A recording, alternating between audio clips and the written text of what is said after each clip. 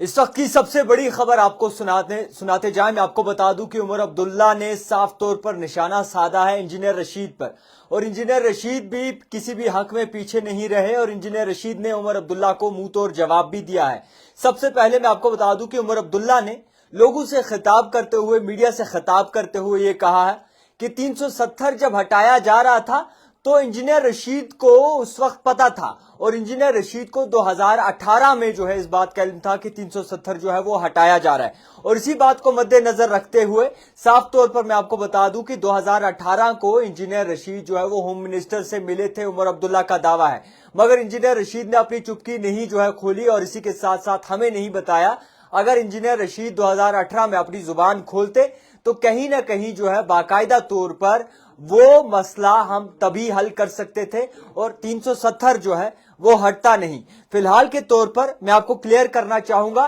कि साफ तौर पर जिस तरीके से इस वक्त खबरें निकल के सामने आ रही हैं उसमें इंजीनियर रशीद के हवाले से, रविंद्र रैना के हवाले से और इसी के साथ साथ पीडीपी सदर महबूबा मुफ्ती के हवाले से जो है उमर अब्दुल्ला कहते हुए नजर आए हैं। सबसे पहले उमर अब्दुल्ला कहते हैं कि अगर इंजीनियर रशीद 2018 में होम मिनिस्टर से मिलने गए थे और इन्हें तकाजा था, इन्हें इल्म था इस बात का कि 370 हटाया जाएगा, अगर तभी इंजीनियर रशीद अवेयर करते इस बात से तो कहीं ना कहीं 370 बच सकता था। और इसी के साथ साथ इंजीनियर रशीद ने मुंह तोड़ जवाब दिया है उमर अब्दुल्ला को, नेशनल कॉन्फ्रेंस के वाइस प्रेसिडेंट को, और ये कहा है कि अगर इंजीनियर रशीद इस बात का दावा करते हैं, यानी कि इंजीनियर रशीद ने उमर अब्दुल्ला का कहा, अगर उमर अब्दुल्ला इस बात का दावा करते हैं कि हमें पता था कि 370 हटने वाला है, तो जी हां, हमें 370 हटने का पता था, हमें इल्म था कि 370 हटेगा, मगर हमने जब इस बात का एतराफ नहीं किया, हमने जब सेंटर के सामने घुटने नहीं टेके तो हमें जो है तिहाड़ जेल भेज दिया गया।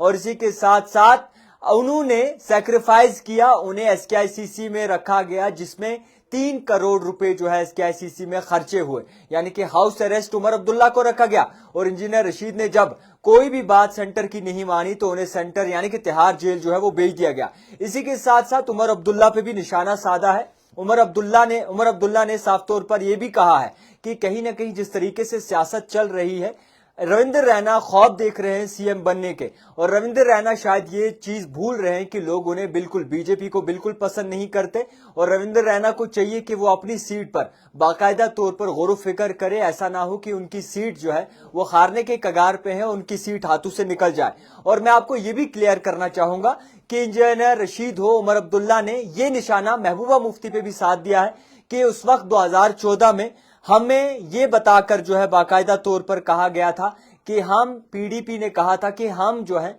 बीजेपी को दूर रखेंगे। मगर आपको बताना चाहूंगा उमर अब्दुल्ला ये भी कहते हैं कि हमसे इस तरीके से वोट लिया था कि पीडीपी जो है वो बीजेपी को दूर रखेगी, फिर एट दी एंड बीजेपी की गोद में ही जो है पीडीपी बैठ गई। तो सियासत को मद्देनजर रखते हुए कुल मिलाकर अगर बात माने और देखे तो इस वक्त सियासत तुरूज पर जा रही है। उमर अब्दुल्ला ने इंजीनियर रशीद पर निशाना साधा है, साफ तौर पर कहा है कि इंजीनियर रशीद को इस बात का इल्म था, 2018 को ये होम मिनिस्टर से मिले थे। इंजीनियर रशीद ने वापसी में कहा है कि 370 हटने का हमें बाकायदा तौर पर इल्म जरूर था और हमें इसीलिए जेल में भेजा गया जब हमने सैक्रिफाइस नहीं किया, जब हमने सैक्रिफाइस दिया, जब हमने बाकायदा तौर पर उस चीजों पर हामी नहीं भरी जिस चीज पर कहीं ना कहीं डगमगा जाए कश्मीरी, और इसी के साथ साथ हमें इसीलिए जो है तिहाड़ जेल भेजा गया। और इसी के साथ साथ मैं आपको ये भी कह दूं कि आप इंजीनियर रशीद हो, उमर अब्दुल्ला हो, आपस में एक बाकायदा तौर पर दरार चल रही है। और कुल मिलाकर अगर बात की जाए तो इस वक्त सियासत उरूज पर है, नॉर्थ के इलेक्शन होने वाले हैं और